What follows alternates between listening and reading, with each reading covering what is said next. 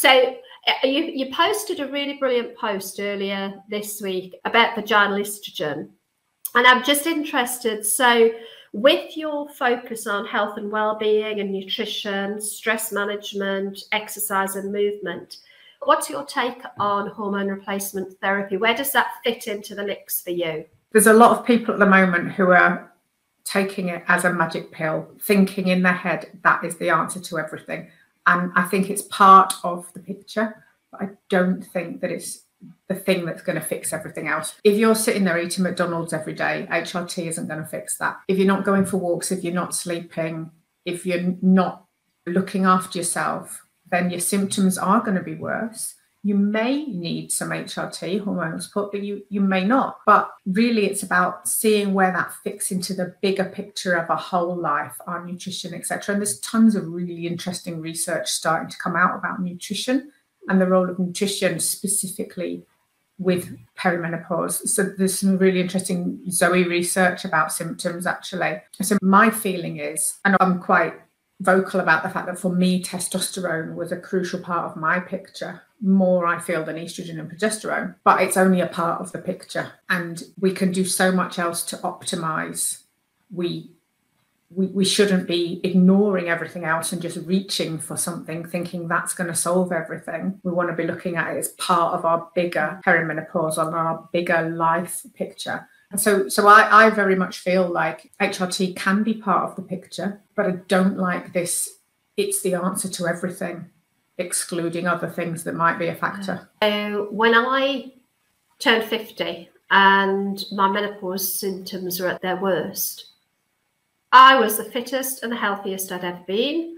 I would say my diet was probably the cleanest, although I don't like using the term clean food. I think that's painful, but it was probably the most nutritionally well balanced it's ever been.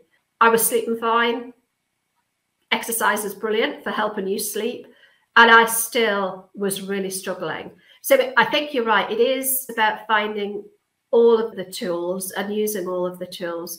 But for me, I don't think any amount of exercise, nutrition, HRT, or anything like that else is going to overcome problems you might have if you're absolutely stressed out, which is where I think the whole bit about the mindset comes in. Because for me, as much as I was eating well, I was moving plenty, I was far from overweight. I wouldn't say I was underweight by any means, but I was very lean.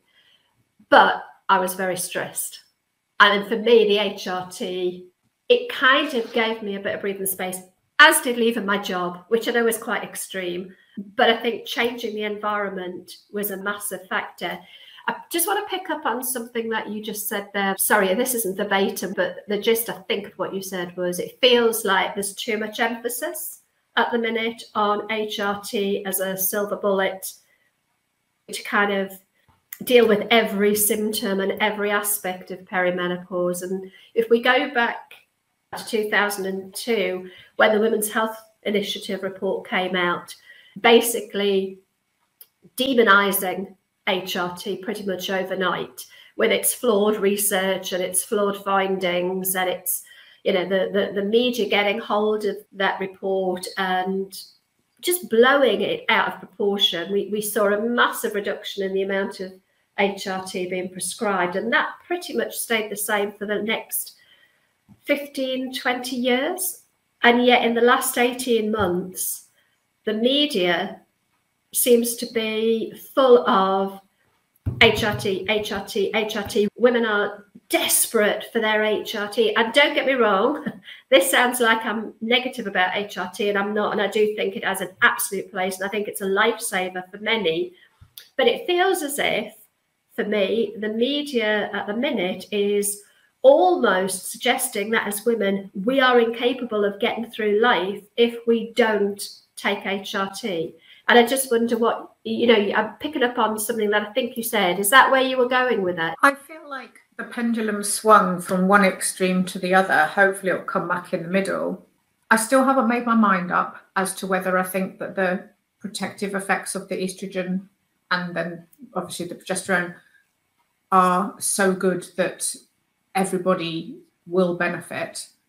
But what I feel like has happened at the moment is that it's it's become so focused on that there's been a lack of focus on other aspects of health that are very, very important to us in midlife. So I feel like we've gone from a point where no one had HRT to all of a sudden throwing HRT at everyone. And whether or not everyone may or may not benefit from the replacement of the estrogen, the way that the conversation is going in a lot of quarters at the moment is that the answer to everything immediately is solely and only give this magic gel, magic patch, whatever, without any form of discussion about what else could be contributing. And the fact that people are living unhealthy lifestyles, the fact that people's nutrition is potentially, not optimal, the fact that people aren't getting enough sleep, that they're not moving enough, isn't even being discussed. And the stress, like you just said, is such a huge aspect that if we're only using HRT as a sticking plaster, that's not optimal health. We're only doing a quick chuck that in so that we can carry on coping, which we're not thriving then, and we're not actually asking the right questions. So for me, like, I'm on the estrogen, I'm on the progesterone, I'm on the estrogen cream, I'm on the testosterone. I couldn't function without that testosterone. However, that doesn't mean that I have no responsibility to look at my own other lifestyle factors and see what I can do to support my own health so that I'm as optimized as I am anyway. And then all that's going to happen then is that I'm going to be even better and even healthier, but I might actually need a little less support anyway.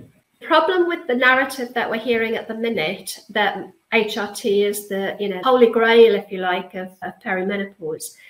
I've spoken to lots of women who've been sorely disappointed because they thought they were going to start on HRT and all of their problems were going to disappear. And then they feel like they're a failure, or that there's something wrong with them because this gold dust that everybody's talking about hasn't had the desired effect. And I'm a little bit like that with testosterone, because I started taking testosterone probably June, July last year. And I took androfen for nearly 6 months. And I had the worst depression that I've ever had in my life. I think there was an element of stress and a bit of sort of getting to the point of burnout in there. And I was going through all the ADHD shit as well. But so I literally stopped all HRT at the beginning of November. I stopped my estrogen, my progesterone. The only thing I didn't stop was vaginal estrogen. I use pessaries and I didn't stop those. But I stopped everything else, and within 2 days, felt the depression lift. It could be coincidence. Of course it could. We never quite know. But I've gone back now. At the beginning of February, I went back onto estrogen and progesterone, but didn't start the testosterone again. And the only thing I feel like has been sort of helped again is I was starting to get hot. The hot flushes were starting to come back, and a little bit of joint ache in my fingers. So I'd be happy taking estrogen and progesterone again, just because of the hot flushes and the joint aches. There is a lot of evidence to show that osteoporosis, heart disease, not as much evidence at the minute around brain function and Alzheimer's, but the evidence is starting to come through. So from that respect, I'm quite happy to keep on taking estrogen and progesterone, but I'm very, very wary about taking testosterone. For a start, didn't do anything for my libido, and I'm not sure it did anything else that I can honestly put my finger on and say, this is what it happened. This is why I think it's so important that we don't have a one-size-fits-all approach to this HRT, any element of HRT being a silver bullet, because it wasn't for me. And I felt really let down because it didn't do what I thought it was going to do. And I hear this from women around HRT in general. But your story is very, very different, isn't it? You're saying actually testosterone made a massive difference for you. Other things didn't so much. So I honestly, if I stopped taking estrogen and progesterone like you, there's no bloody way I'd give up my vaginal estrogen. But if I stopped taking estrogen and progesterone, I don't feel like my life would be that much different. The testosterone I couldn't function without, and it's so clear. What's absolutely fascinating, though, in my experience, is the first HRT that I was prescribed was the combined best duet, which is actually definitely not the gold standard of HRT at all. And I noticed, and this is one of the things that there's often for us, so much is going on in life that we don't know what's what. And I was taking the LS duet and had a lot of other very stressful things happening at the same time. But I noticed that my mood was terrible and I felt suicidal. At that point, I was living in Morocco and I was literally getting in the sea some days to try and drown myself, to fight the drowning sensation, to give myself the will to live because I was so down. But because so many other things were happening as well, it took a few months for me to realise, and this is what makes no sense whatsoever, the times that I felt like that were connected with when I was in the estrogen only part of the Alest duet. It makes no sense. Everyone would say, oh, it would be the progesterone that would potentially. But I suddenly realised, hang on a minute, I'm literally crying in the street and it's so dramatic and I feel so strange. The only thing I can think of is this. I don't feel like myself. Stopped taking it, felt fine again. But I don't have any of that on the gel. So it really shows how massively unique our own bodies are in responding to things. So I think this is one of the other things, is that when women are feeling disappointed that something hasn't fixed everything, well, let's look at all the lifestyle factors, etc. But also, there's many different types of HRT, and because we're so unique, one thing might not suit someone and might suit someone else. And there's, we might metabolize things differently. We've got different medical conditions. And all of this comes into play. If that type of estrogen can't be metabolized or got out of my body as well, that's not going to suit me as well. And I think that that's the other side of, if people feel like something's not quite right and not working right, that we do have to be a bit of our own detective and say, well, is it this? Is it this? And it might take a while, but we know when something's up in our bodies that we don't feel quite right in ourselves. The problem is our medical professionals aren't necessarily well versed in all of the different options. Therefore, their ability to really coach somebody through what they need is limited. So the obvious thing is to come into a Facebook group or a support group of some kind and ask other people for their thoughts. But of course, that's only going to be what's worked for them. So you can get lots of options and lots of choice, but it's not necessarily going to be the right thing for you as an individual. It's incredibly complicated. It's like, for example, to use the testosterone example, for me, for cognition, it's made a huge difference. I never had any libido issues. So if I had libido issues and testosterone had solved that as well, well, it might not solve someone else's, because their libido issues might not actually be due to lack of testosterone. They might actually be in the wrong relationship, or they might be so stressed that they can't really think of anything other than how stressed they are. So even if I was to say, yeah, this is wonderful, for me, it may be worth someone trying, but it doesn't 100% guarantee that it's going to fix it. And I think this is where we've got this challenge, that not only that, but there's a bit of a lag sometimes. If you've been exhausted for ages, it is going to take a while to come back. For me, I felt that someone had switched the lights back on within a couple of weeks with the testosterone. Someone else might take quite a long time. But people are thinking, well, I'm expecting it just like that because somebody else said that they felt a difference very, very quickly. That's where it's really difficult, because it is very personal. Our whole experience of it's very personal. If we're going to talk to our GPs about it, well, let's be honest, half of them don't know anything. And so the only option we have is to talk to our peers or to talk to menopause coaches or someone. But most people can't afford to be going and paying a shed ton of money to be having a personalized coaching solely on that factor. So we do need to talk to our peers about it. At no point was my testosterone level ever tested, which I was surprised at. Now, I know it's very hard to test estrogen levels in perimenopause because they're fluctuating all the time. But I was surprised not to have had a blood test, a baseline level testosterone test. I have had a client who's had hers through the same clinic, and when she told me that, she said she'd had some follow-up bloods done 3 months later, and they'd said that they'd done the testosterone, whatever. And I said, what was your baseline? She said, oh, they never tested me to start with. And I absolutely lost my shit, to be honest. I was like, why would you give something without having a baseline when you've got that opportunity to? Because testosterone is completely different than estrogen, in so that it is a valuable baseline to have. And without that, how do you know if you've given someone something and they go too high, whether it was the exogenous testosterone you gave? For me, myself, I'm under Claire Spencer, who is at Leeds. She does Leeds NHS Menopause Clinic, but she's also got My Menopause Centre, which is private, and she does stuff with Nuffield as well. And they did a baseline. And I know someone else who went with another private provider, and she had a baseline as well.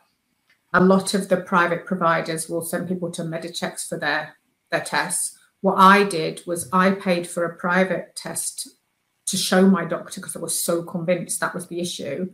And then the NHS themselves wanted to do their own. And obviously they correlated the two things. And then they did a 3-month follow-up just to check I hadn't gone too high. And then I've actually got sat in my kitchen now a thing that I've got to take to the hospital to get another follow-up, because mine did go a bit too high at some point. Mm-hmm. So we changed my dose, and now they've sent me a blood thing to say, take this to the hospital and double check again. Because obviously with the testosterone, because of the fact that it is a male hormone as well, in too high a dosage, it can cause some issues. And I think it is because we need such a tiny amount, we've got to be really careful that we don't overdo it. Like I say, for me, it's given me my brain back, and it's given me my energy and the ability to not need 14 hours plus of sleep a night. I didn't have any sort of side effects other than, as I say, the depression. It was unbearable. You know, it was literally, it's the most to clinical depression I ever think I've had. Certainly I've had sort of menopause related low mood before I started on HRT, but not real depression. And the fact that it lifted so quickly after stopping, the correlation there is so close. It's very hard to not put the two together. Right. So Androfem, which is what I was taking, is developed and designed for women, but it's not licensed in the UK. So the only way you can get it is privately. And I think even then, I was on for 4 months. It was 1 tube, so I was undertaking it. I probably should have been, it should have lasted 3 months. It lasted 4. So I was obviously taking too little. I don't believe it was taking too little of it that was causing the depression. I think it's probably that my baseline was probably fine, because I think we need to be clear about this as well. Loss of testosterone isn't, as far as I understand, isn't a foregone conclusion in all women through perimenopause in the way that loss of estrogen is and loss of progesterone is. But not everybody sees a decline or a rapid decline in their testosterone, in the same way that men don't necessarily see a rapid decline in their testosterone. It'll gradually decline over their life. The same for many women. Not all women. Some women will see a sharp decline. I certainly don't think everybody needs testosterone at all. Well, the interesting thing as well is that my understanding of what I've read in the clinical studies is that there are racial differences between testosterone levels anyway, and also that blood serum testosterone levels don't necessarily correlate with symptoms. So in my case, I had sod all testosterone left in my body and I was in a complete state.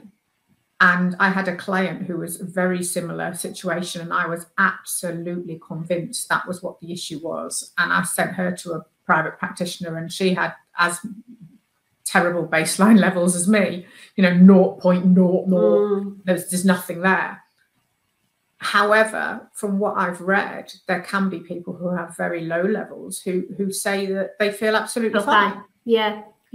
And so I think it's because the endocrine system's so nuanced anyway. If your body's found a balance that works, then my opinion is I've probably been low for years and years and years. I feel like my hormones in that sense are better now than they've ever been for the last 20 odd years.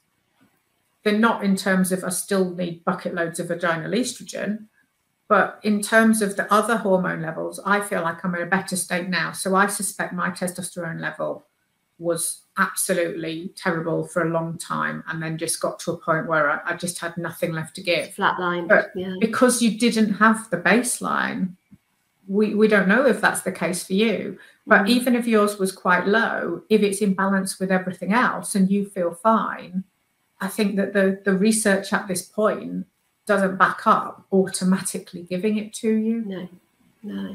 No, I'd be very loath to go back on it, I think. Interestingly, I did read something a couple of months ago. Our testosterone levels boost again around about our 70s. We see a boost in female testosterone, which could mean that there could be a whole load of like octogenarian nymphomaniacs out there going mad when their testosterone kicks back in their 70s and 80s.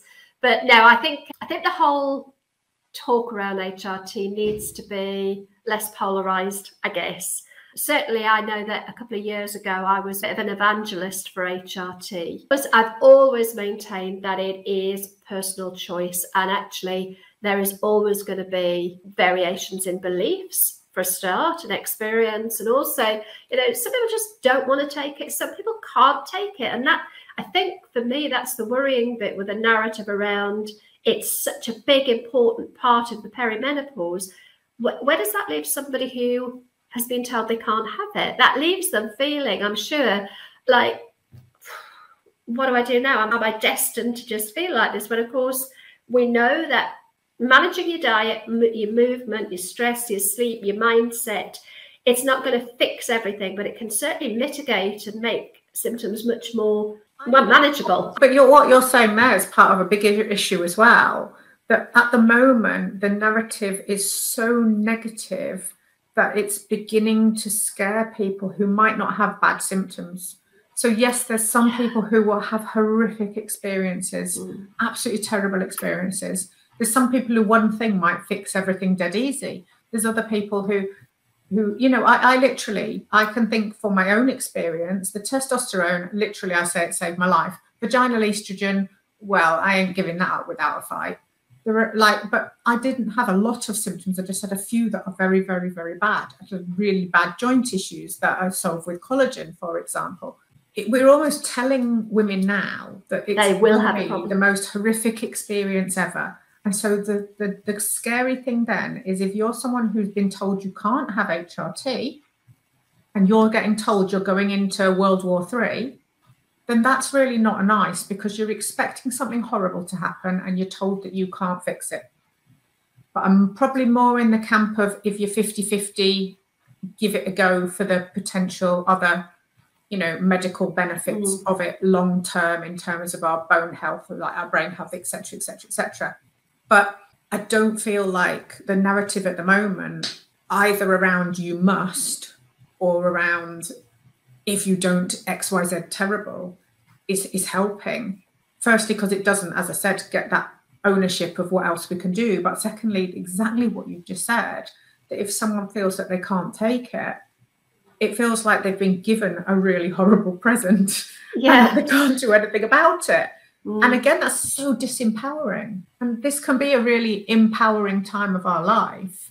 Some of this can be really shitty, yeah, but it can also be a massively empowering time of our life because we can feel like we're finally free of a lot of the things that we were struggling with when we were younger, that we felt were holding us back when we were younger. So to embrace some of that instead of just going with this, everything's awful and we're all doomed. I would say, though, when I was in the thick of the worst of this, if somebody had said to me, there's a positive here, I'd have punched them because I couldn't see it. And like I made that post yesterday about the straw that breaks the camel's back versus the canary in the coal mine, saying, why don't we view it this way? And I was very conscious of that at points where in my life I felt so low and I was so struggling that at that point, it doesn't feel like there is a positive. And I suppose one of the arguments people always use for antidepressants, I suppose I could use for HRT, in the sense of if you're really, really depressed and someone goes, take an antidepressant, you might go, I don't want to take an antidepressant because that's a fake whatever. And then the argument sometimes is, well, at least it might give you the boost to be able to deal with the problems. Then potentially for some people, the HRT might be the same. Like I know for a fact, and I've had proper depression. I know that the depression that I had while I needed that testosterone was a completely different depression than the depression that I had, which was proper depression. And I communicated that as well. And I was saying, I am depressed now because of the symptoms I am experiencing, because I cannot have a life. I cannot plan things. I cannot think. I cannot work. That's a very different type of depression than typical depression, the black dog, which once you've had it once, you kind of live in fear of it returning because you never know when it's going to come back in. But that having been said, for me, I feel like this is the first time in my life I've had a longish period where I felt quite content. Is it the HRT? Is it loads of other lifestyle stuff I've done? I don't know. For me, myself, some of it is personal stuff. Some of it's life stuff. I'll never know the answer. But it's, I suppose, when people are in that depths of that depression, it's about just finding a way through until they can lift back up again. But it is, I agree with you, it is really difficult at that point to see the light at the end of the tunnel and the benefits of it. I think that's why I always think this time of our lives, so, you know, not for everybody. If you've had menopause imposed on you because of chemical or surgical interventions, or if you've experienced POI and sort of premature menopause, I'm not talking to that group. I think that's very different. There's a whole load of stuff that goes around that is going to be, you know, emotionally and physically changing. But for the majority of us, the 95% of us who go through a normal, natural, sort of spontaneous menopause, sort of 10-year bracket that we would expect to go through, I think there's something I believe that happens to us in as much as we stop, we take stock.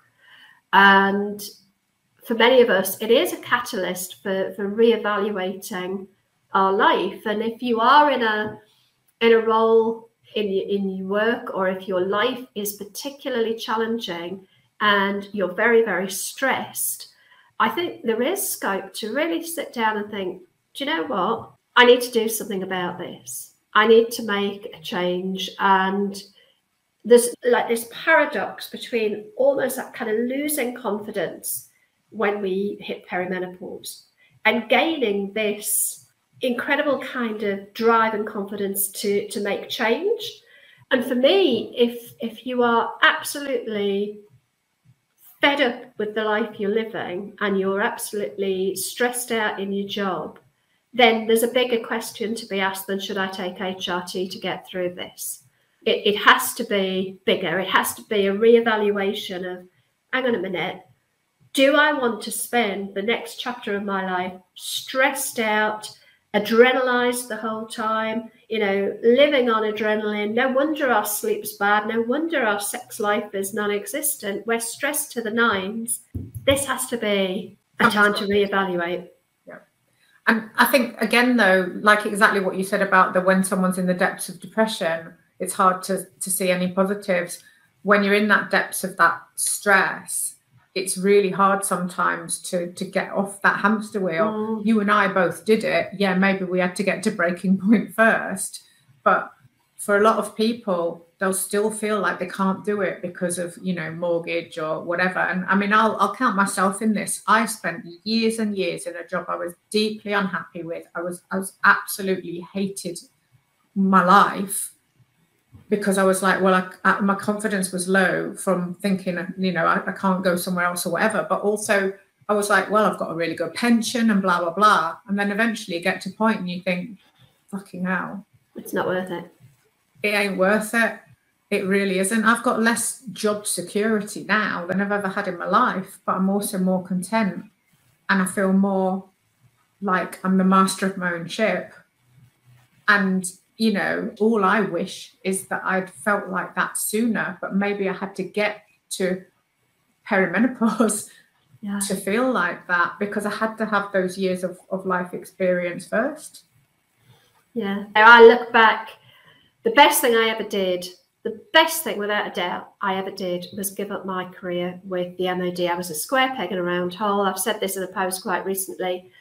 And I am so glad I made that change. Notwithstanding the burnout last year, that's my fault for actually, you know, not managing my work-life balance. But again, 5 years into a change of career and working for myself, didn't do the mindset work and the self-care work that I needed to do.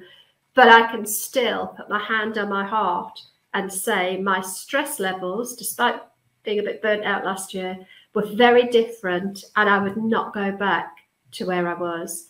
Because actually, reaching burnout at the end of last year, but working for myself, meant that I had the ability to reevaluate my working hours, take more breaks. I had more autonomy over the work that I was doing.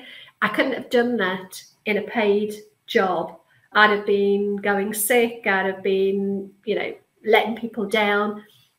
I had that autonomy. And I think there's something, I'm certainly not suggesting that everybody walks away and gives up their job and starts their own business. That's not what I'm suggesting at all. But if you are really, really stressed in the job you're in, it might be the right time to look for a different one, because HRT is not going to fix a job you hate.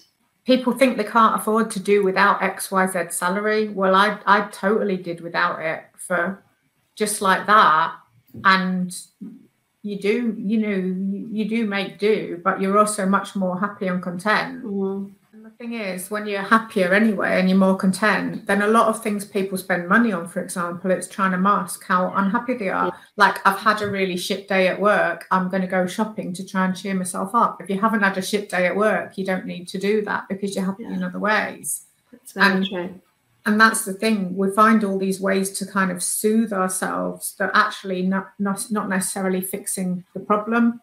What's really interesting is a very high percentage of people with long-term health conditions who are like earning money, they're doing it as self-employed people rather than as employees, because they can control their own diary and their working pattern. Mm. And that very much applies to me. And what you've just said about how you managed your time, that's the same for me. I might put in the same or more hours as someone who was a typical employee, but I'm working them in a completely different pattern so that I can rest when I can rest. Because for me and my medical condition, I need that. But that can also apply to perimenopause, which is why it's unfortunate when people can't work a bit more flexibly. But we can take that attitude with our whole lives, you know, to try and build in some rest and build in some flexibility. Because I think the problem is, if someone's been driving themselves so hard for 20 odd years, then you get to a point where you're like, I cannot do this anymore, and you need to rest. But it's quite brave to have to step back and say, I might need to ease off a bit, if you think that nobody else wants you to, and that you've tied yourself too much to being that person. And that's a lot of what I deal with my clients is, you know, the type A personality, the perfectionism, the trying to be all things to all people, and changing that mindset to some self-compassion is absolute game changer. Yeah, it's interesting actually, because I think looking back, when I gave up my job, the question of course came up, can I afford to? But the bigger question was, can I afford not to? Which isn't meant to be flippant. I know it sounds very easy to say, but my mum died when she was 54 of breast cancer. I'm very much of the belief, forget HRT being the cause, I think stress causes, you know, is the root cause of many cancers. So to me, I couldn't afford to not give up my job, because the stress, and the job itself wasn't stressful. The fact that I was the wrong person in that job was stressful. And just the whole of the MOD, that bureaucratic, public sector, big organization with, you know, that's absolutely the wrong environment for me. And I can't believe it took me 32 years to realize it. But you know, I couldn't afford not to. It's the kind of the point I'm making, because, and the interesting thing is as well, the amount of money that I needed to make when I took away my commute, when I took away the amount of money I spent in the coffee shop and on lunches and giving to people's leaving. We worked for the Air Force. There was people coming and going and leaving all the time. It was like a constant, you know, flow of money going out for leaving presents. By the time you take away a lot of those costs, financial cushion that you need maybe isn't as great as people think. But I think what it boils down to is it's about the whole life experience when it comes to managing your menopause. And sometimes the measures need to be quite extreme, but they're worth it. A bit scary, but they're worth it. But there are lots of things that we can do over and above sticking a patch on. So coming full circle around to kind of the start of the conversation. Let us know in the comments your thoughts on anything we've talked about, because we are all different and it's absolutely fine to have a different opinion to what we've got, to have a different experience and to have a different take on all of this. I'd also be really interested if anybody has had that experience of starting HRT, expecting the big bang to happen and it didn't. If you felt a bit of a disappointment that it maybe didn't work for you in the way that, you know, the hype had led you to believe it would. I'd love to see comments about that as well. Other than that, I think we'll call it a day and go and enjoy a Friday and the weekend. Take care, everyone. Have a great weekend. Bye, Niki.